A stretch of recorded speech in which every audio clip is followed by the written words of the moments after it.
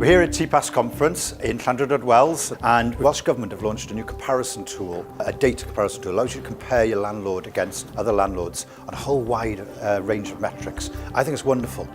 There's things about tenant satisfaction, management costs, financial information in there. I think it just allows tenants to look at this data and to have conversations and to challenge the landlord as to why certain metrics are as they are. It does need a bit of work on it. They've been taking tenants' feedback over the last 2 days, and I know they'll be taking it away, and we'll see improvements as we go forward. I think it's a welcome development in the sector.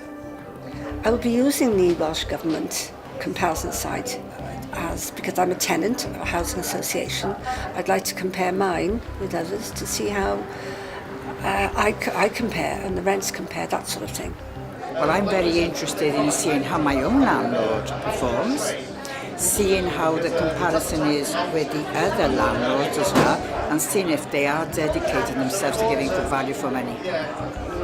I think for us that the important ways in which the Welsh comparison site is to be used is actually by the chief executives or the senior managers within those housing associations and councils, in order for them to pull themselves up by the bootstraps if they're falling down.